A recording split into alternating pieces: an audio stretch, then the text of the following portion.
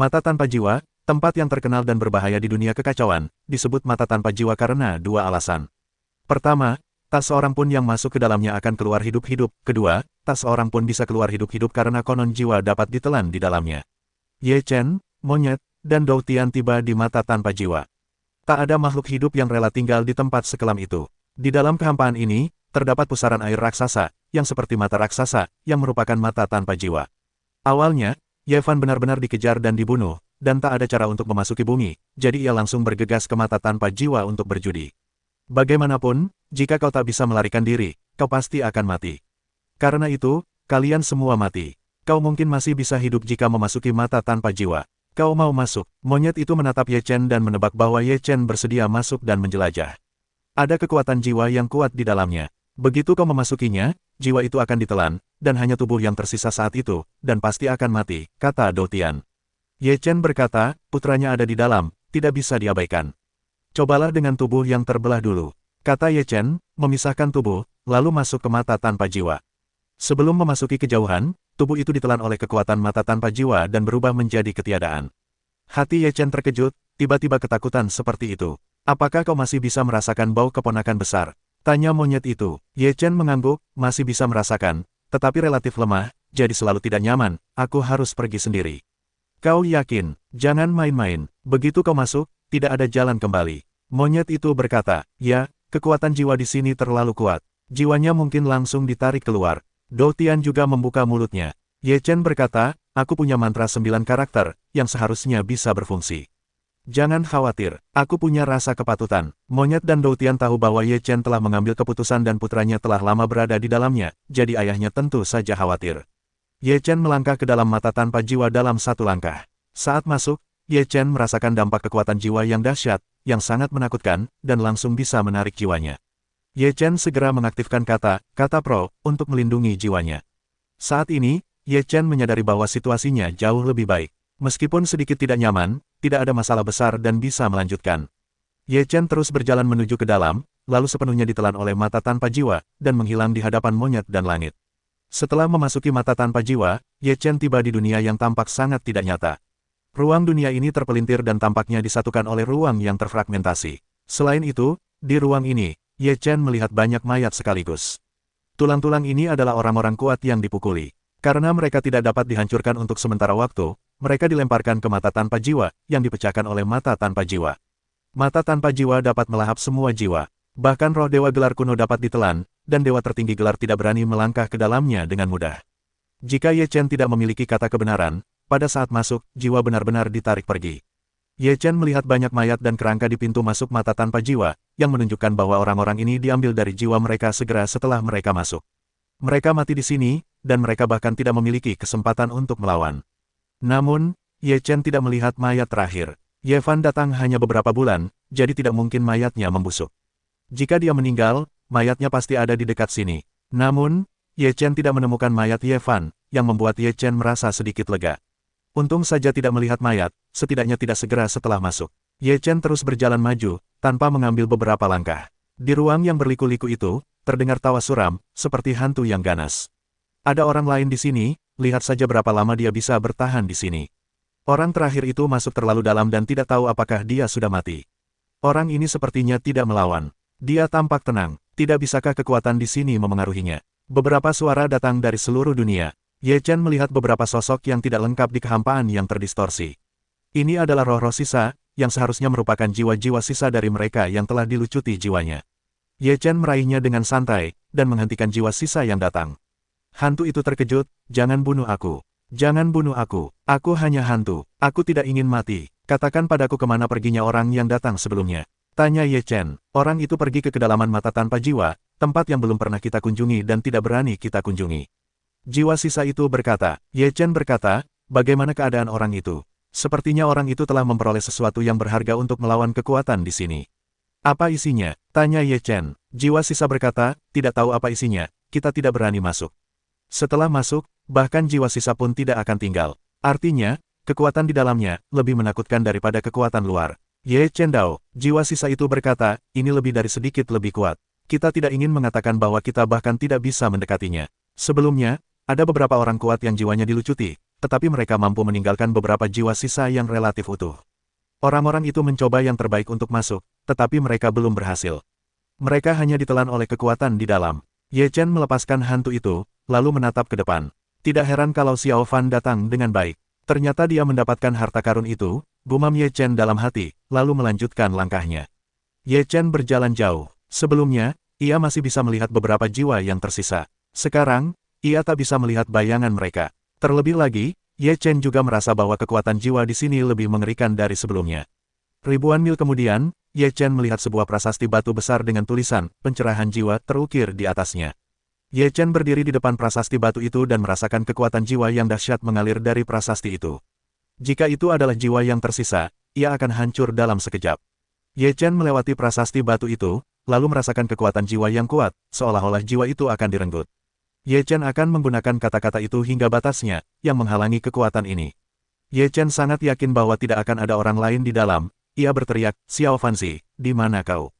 Suara Ye Chen bergema di dunia ini, terdengar jauh. Saat Ye Chen berjalan, ia mengamati sekeliling. Sepanjang jalan, Ye Chen menemukan beberapa senjata rusak. Dia masuk dan mengamatinya lebih dekat. Senjata-senjata rusak ini bercampur dengan kekuatan jiwa. Semuanya adalah senjata jiwa. Begitu banyak Horcrux rusak. Apa yang terjadi di sini? Ye Chen terkejut. Legenda mata tanpa jiwa sama sekali tidak ada. Ada begitu banyak Horcrux di dalamnya. Pasti tidak sesederhana itu. Seseorang pasti datang ke sini dan meninggalkan begitu banyak Horcrux. Semua Horcrux itu rusak dan tidak berpengaruh. Namun, material Ye Chengguan benar-benar material berkualitas tinggi. Dengan kata lain, orang-orang yang memiliki Horcrux itu memiliki banyak pengalaman. "Di mana kau, Xiao Fanzi?" teriak Ye Chen lagi. "Dunia ini terlalu luas. Jika kau mencarinya, kau tidak tahu kapan akan menemukannya." "Ayah." Pada saat ini, sesosok dengan cepat mendekat dari kejauhan. Itu adalah Ye Fan. Ye Chen melihat Ye Fan dan sangat gembira. "Kau baik-baik saja."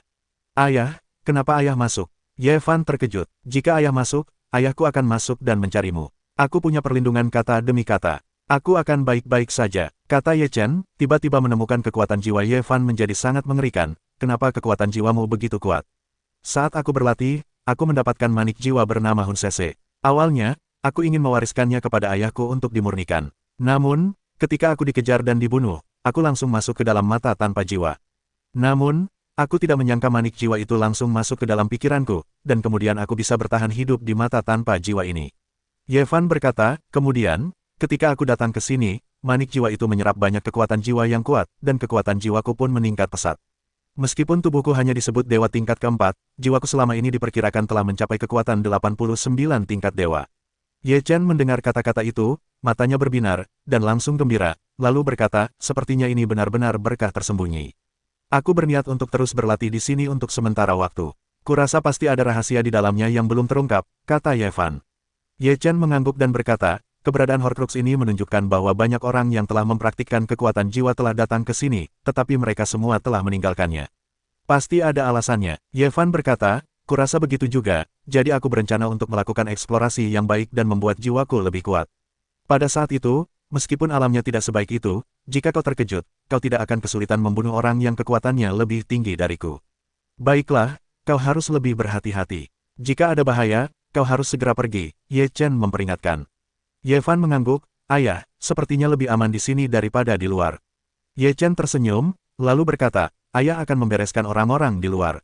Saat aku keluar, aku akan membalas dendam." Ye Fan mendengus dingin. Ketika Ye Chen melihat Ye Fan berlatih di sini, dia tidak mengatakan apa-apa lagi. Kemudian dia meninggalkan mata tanpa jiwa dengan tenang. Monyet, Dou Tian melihat Ye Chen keluar, dan masih menjadi manusia, mau tak mau menatap Ye Chen dengan ragu. "Di mana keponakanku?" tanya monyet itu. Ye Chen berkata sambil tersenyum, "Anak itu berlatih di situ, jangan pedulikan dia." "Berlatih di situ? Apa ini melawan cuaca?" Dou Tian melebarkan matanya dan menatap Ye Chen. Monyet juga menatap Ye Chen dengan heran. Ye Chen tersenyum dan berkata, "Anak ini beruntung. Dia mendapatkan manik jiwa di depannya. Manik jiwa itu telah melindunginya dan memperkuat kekuatan jiwanya. Sekarang dia sedang berlatih dengannya. Dia memiliki hari yang baik. Jangan khawatirkan dia." Monyet dan Dou Tian mendengar percakapan itu, dan mereka pun mengerti. Manik jiwa itu pasti harta karun, kalau tidak, ia tidak akan bisa melawan mata tanpa jiwa. "Berjuanglah surga." Ye Chen menghela napas dan berkata, "Sekarang Xiao Fanzi baik-baik saja, tetapi Fei Tianhu dan Daoyan tidak memiliki kabar saat ini dan tidak tahu kemana mereka pergi. Untungnya, mereka tidak akan beruntung." Kuharap begitu. Ye Chen mengangguk. Ye Chen, monyet, dan Dou Tian meninggalkan mata tanpa jiwa. Setengah bulan kemudian, dilaporkan bahwa lengan Xuan Yuan telah dipotong oleh orang-orang dari keluarga Oriental, memaksa orang-orang Xuan Yuan dan pedang menjadi satu dan mengubahnya menjadi pedang. Mereka melepaskan kekuatan ilahi dan membunuh dewa kuno dari keluarga Oriental. Namun, pedang yang digunakan oleh Xuan Yuan telah berubah total dan tidak dapat kembali ke wujud manusia. Ketika Ye Chen menerima kabar tersebut, matanya langsung memerah. Pada hari ia menerima kabar tersebut, sebuah pedang muncul dari kehampaan tak berujung dan jatuh di hadapan Ye Chen. Ye Chen menatap pedang di hadapannya. Hatinya terasa masam dan ia menyentuh tubuh pedang tersebut. Matanya merah dan hampir meneteskan air mata. Xuan Yuan, aku akan berusaha sekuat tenaga agar kau kembali menjadi manusia. Keluarga Oriental, kau terlalu banyak menipu orang. Aku, Ye Chen, tidak akan pernah mati bersamamu. Ye Chen meraung dengan amarah yang membara. Ye Chen mengambil pedang Xuan Yuan, lalu memakan buahnya. Setelah 7 hari, Ye Chen merasa ajalnya akan datang lagi. Pergilah ke keluarga Oriental, aku ingin mengubah keluarga Oriental menjadi lautan guntur. Ye Chen sangat marah. Monyet dan Dou Tian pergi ke Dongsheng bersama Ye Chen. Di benua Dongsheng, Ye Chen, Monyet, dan Dou Tian datang langsung ke tanah leluhur keluarga Oriental. Ketika Ye Chen berada di terowongan kehampaan, ia sudah menekan bencana alam. Sekarang ia berada di tanah leluhur keluarga Oriental. Ye Chen langsung melepaskan napasnya, sebuah kekuatan dahsyat meletus, dan kecerdasan langit langsung meraung. Pada saat itu, kengerian Ye Lei masih datang ke timur. Semua orang di keluarga Oriental terkejut.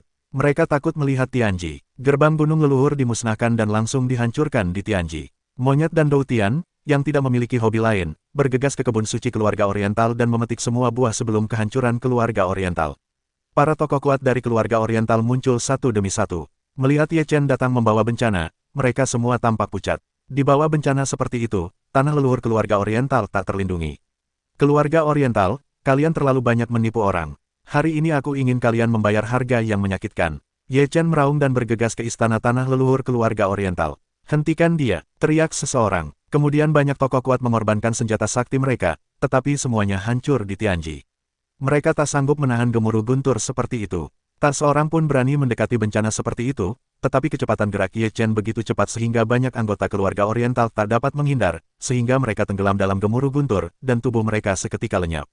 Ah, klan tua, tolong aku. Puff, jeritan bergema di keluarga Oriental, darah berceceran di mana-mana, dan semuanya hangus hitam.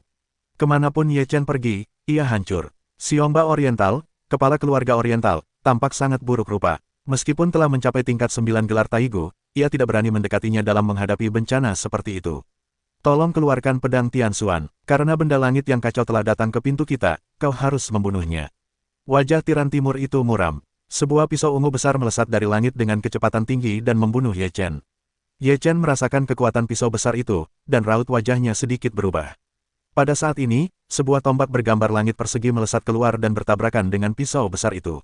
Boom! Dengan suara keras, tombak Fang Tianhua dan pedang ajaib Tian Xuan semuanya mundur. Wajah orang-orang dari keluarga Oriental berubah drastis. Tombak bergambar Fang Tian mampu menahan pedang suci Tian Xuan. Itu pasti juga artefak gelar tertinggi. Pantas saja Ye Chen berani bersikap sombong dan mengamuk pada keluarga Oriental. Tombak bergambar Fang Tian dibuang oleh Dou Tian. Ye Chen menatap Dou Tian dengan penuh rasa terima kasih, lalu ia menjadi semakin tidak bermoral. Karena pedang ajaib Tian Xuan terkekang, tidak ada yang perlu ditakutkan. Ye Chen bergegas melewatinya. Meskipun tubuhnya sulit retak dalam bencana, ia masih bisa bertahan. Orang-orang dari keluarga Oriental hanya bisa terus menghindar ketika melihat Ye Chen menanggung bencana alam, tetapi satu-satunya orang yang dapat menghindari kejaran Ye Chen adalah mereka yang disebut dewa di zaman kuno. Sejumlah besar anggota keluarga Oriental tenggelam dalam bencana, dan pemandangannya menyedihkan. Demi membalas dendam pada Ye Chen dan menghadapi Xuan Yuan, keluarga Dongfang membiarkan Xuan Yuan menggabungkan kekuatan manusia dan pedang sepenuhnya, dan ia belum terbunuh. Keluarga Dongfang telah membayar harga yang sangat mahal untuk ini. Dewa semi tertinggi dalam keluarga Dongfang sekarang berada di titik kritis pengasingan. Jika ia muncul, pasti akan berdampak besar pada kultivasinya. Ye Chen, kau seharusnya sudah cukup, seru Dongfang Xuanji dengan marah. Cukup, Ye Chen menyeringai muram, ini belum cukup. Ye Chen tidak ingin menjadi musuh keluarga Dongfangmu, tetapi kau ingin membunuhku. Kau yang memintanya. Wajah Dongfang Xuanji sangat muram dan berkata, Ye Chen, apa kau harus menangkap orang mati? Dewa semi tertinggi keluarga kita belum bergerak. Jika kau tidak berhenti dan membuatnya marah, kau tidak bisa pergi hari ini. Ye Chen bergumam, dia takut tidak bisa membawa mayatnya sekarang, kalau tidak, dia pasti sudah muncul.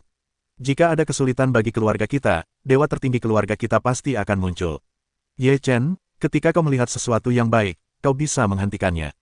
Kalau tidak, akan sulit bagi kita untuk mati dengan tenang hari ini.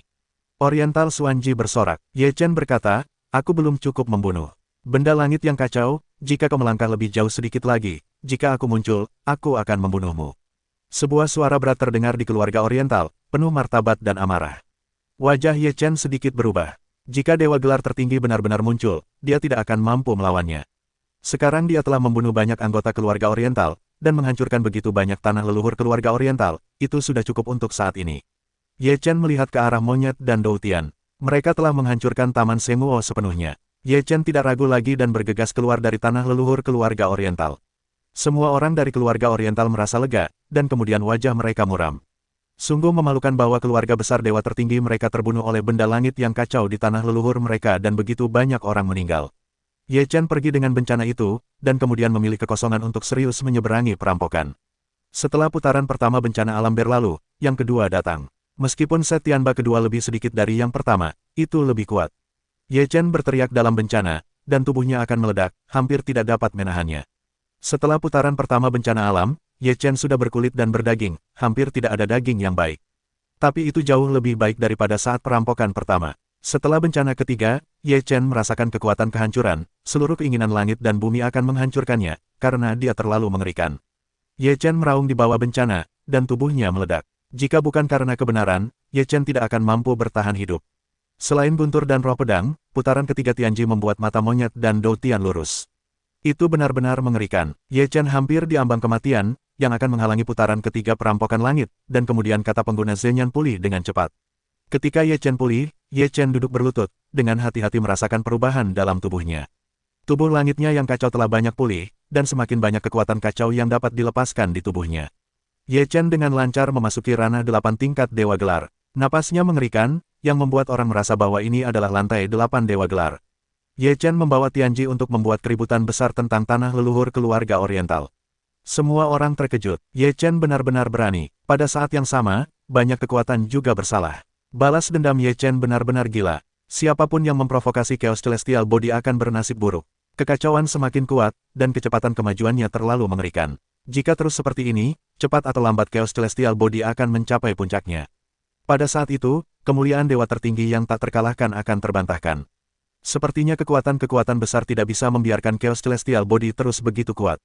Mereka pasti akan menyerang Chaos Celestial Body. Jika Chaos Celestial Body lolos dari bencana ini, saya khawatir semua kekuatan besar akan mati dan gemetar, dan pembalasan Chaos Celestial Body akan tak tertahankan.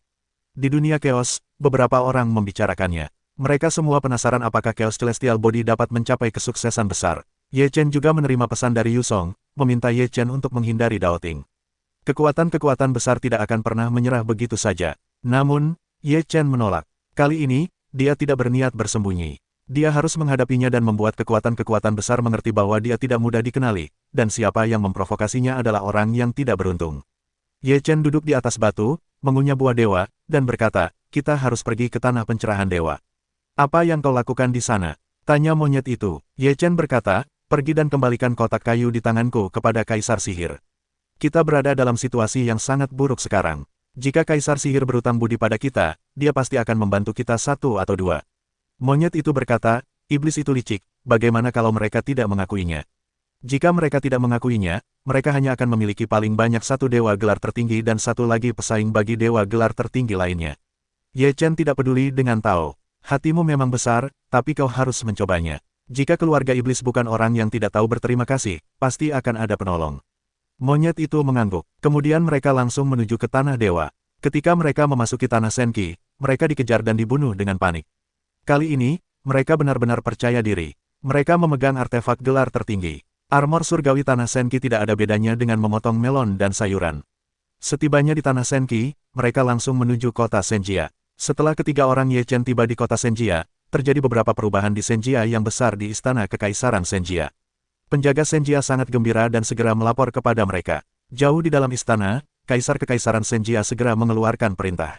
Kali ini, mereka tidak akan pernah melewatkan kesempatan seperti itu. Aku melewatkan kesempatan terakhir. Kali ini, seluruh kota Senjia diblokir dengan sangat cepat. Beberapa dewa bergelar Taigu beraksi, dan kesadaran ilahi memindai seluruh kota Senjia.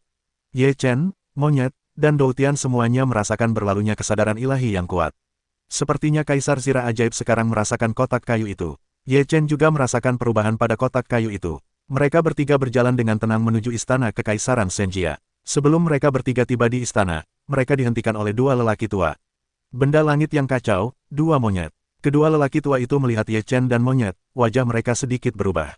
Apakah kalian memiliki harta sirah ilahi? Seorang lelaki tua bertanya dengan ragu.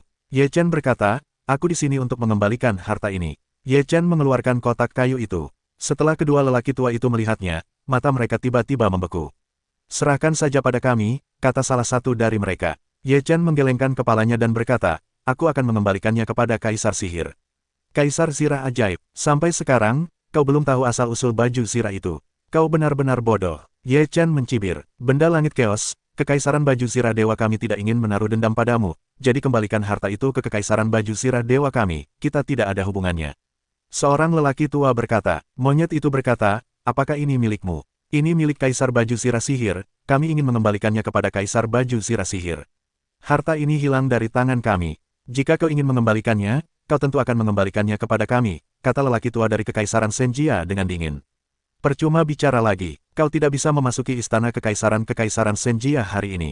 Kau hanya bisa memberi kami harta yang paling berharga. Kalau tidak, kami akan menggunakan kekerasan. Seorang lelaki tua lainnya berkata dengan dingin. Menggunakan kekerasan, tergantung seberapa hebat kau, gumam Dou Tianleng. Tubuh surgawi yang kacau, akhirnya ku peringatkan kau, jika kau tidak mendengarkan nasihat, ini akan menjadi tempat pemakamanmu. Seorang lelaki tua berkata, Ye Chen berkata, saat ini, tidak ada ruang untuk diskusi. Aku sendiri yang harus memasukkan benda ini ke dalam tubuh Kaisar Sirah Ajaib. Kau tak bisa menghentikanku. Lakukan. Wajah seorang lelaki tua tenggelam dan ia pun mati, lalu membunuh Ye Chen. Seorang lelaki tua lain juga membunuhnya. Monyet dan Dou Tian segera bergerak. Kedua belah pihak adalah kekuatan Taigu Fengshen, tetapi kekuatan Monyet dan Dou Tian jauh lebih kuat daripada kedua lelaki kuat ini. Monyet itu mengayunkan tongkat dan membunuhnya. Kekuatan dahsyat itu membunuhnya. Lelaki tua dari Kekaisaran Senjia terkejut, dan seluruh tubuhnya terhempas dan memuntahkan seteguk darah. Dou Tian bahkan lebih mengerikan. Ia membunuhnya dengan tombak bergambar persegi dan menebasnya. Lelaki tua lain dari Kekaisaran Senjia langsung terbelah dua oleh Dou Tian, lalu terbunuh dalam hitungan detik. Monyet itu membunuh lagi, cahaya di batang besi itu menyala, dan tak seorang pun di level yang sama yang bisa menghentikannya. Puff! Lelaki tua itu juga terhempas dan terbunuh, dan darahnya berceceran di langit. Dewa Kota tiba-tiba berseru, semua orang yang melihat pemandangan ini tercengang. Pada saat ini, para lelaki kuat lainnya dari Kekaisaran Senjia mendekat. Ada 5 orang yang mengepung Ye Chen. Kekacauan, beraninya kau membunuh orang-orang Kekaisaran Senjia kami. Kau tidak bisa meninggalkanku hari ini. Seorang dewa gelar kuno tingkat 5 yang kuat bergemuruh. Dou Tian tidak bicara omong kosong. Ia melemparkan tombak Fang Tianhua, dan tombak Fang Tian yang dicat langsung aktif, lalu ia membunuh dewa gelar kuno tingkat 5. Tombak Fang Tian yang dicat adalah artefak terkuat dari gelar tersebut. Setelah pulih sepenuhnya, ia cukup menakutkan. Tidak sulit untuk membunuh dewa gelar kuno tingkat 5. Gelar kuno Kekaisaran Senjia, dewa 5 tingkat, merasakan kengerian tombak Fang Tian yang terhunus, dan ingin melawannya dengan sekuat tenaga, tetapi ia tidak bisa menghentikannya sama sekali. Kekuatan mengerikan datang dan langsung memotong yang kuat menjadi 2. Puff! Gelar kuno, dewa tingkat 5 terpotong, dan darah berceceran di langit. Semua orang kuat di Kekaisaran Senjia terkejut. Sungguh mengerikan. Jika kau tidak ingin lebih banyak orang mati di Kekaisaran Senjia, biarkan aku masuk ke istana dan memasukkan harta ini ke dalam tubuh Kaisar. Kalau tidak, kita akan terbunuh di istana, dan kau akan rugi besar, kata Ye Chen. Para ahli Kekaisaran Senjia tampak muram satu persatu. Di bawah pengaruh kekuatan artefak gelar tertinggi, mereka merasa ngeri dan tak berdaya. Karena benda langit yang kacau ingin memasuki istana Kekaisaran Senjia, masuklah.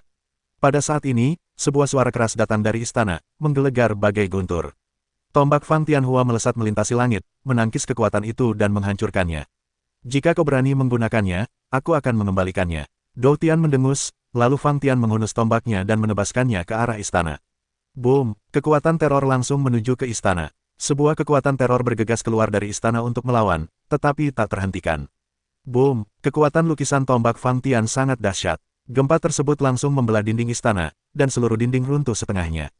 Terlebih lagi, sebagian besar istana hancur dan menjadi reruntuhan. Inilah harga yang harus dibayar. Ketika Ye Chen berjalan menuju istana, melangkah ke reruntuhan istana. Pada saat ini, seorang pria parubaya berwajah muram muncul di depan Ye Chen dan mereka bertiga. Pria parubaya ini berpakaian mewah dan berwibawa. Dia adalah Kaisar Kekaisaran Senjia. Ye Chen memandang Kaisar Kekaisaran Senjia dan berkata, apakah kau masih ingin menguji kekuatan kami? Kaisar Kekaisaran Senjia bertanya, apakah kau tahu asal-usul harta karun ini? Baju sirah ajaib ini, yang disebut baju sirah Raja Sihir, adalah baju sirah ajaib. Ye Chen tidak perlu menyembunyikan apapun. Kaisar Kekaisaran Senjia terkejut dan berkata, dunia mana yang kau temukan? Sudah lama ditemukan, Ye Chen berkata. Kaisar Kekaisaran Senjia memandangi tombak Doutian yang tergambar di tangannya. Meskipun ia punya ide lain, ia berhenti melihatnya. Kaisar baju sirah ajaib itu ada di sana, pergilah. Suara Kaisar Kekaisaran Senjia terdengar tak berdaya. Ye Chen dan ketiga anak buahnya pergi menemui Kaisar Jia Huang yang tersihir. Tak lama setelah mereka pergi, mereka melihat sebuah baju sirah suci yang besar berdiri di atas sebuah alun-alun, dikelilingi oleh dua orang tua yang menjaganya. Ye Chen memegang batu ajaib itu dan berjalan menuju Kaisar Jia Huang. Semakin dekat batu ajaib itu dengan Kaisar Sihir, semakin kuat ikatan di antara mereka. Pada saat ini, batu ajaib itu sendiri terbang, dan mata batu ajaib itu berkilauan dengan cahaya merah dot dan kemudian batu ajaib, whoosh, melesat lewat dan memasuki tubuh Kaisar baju besi ajaib.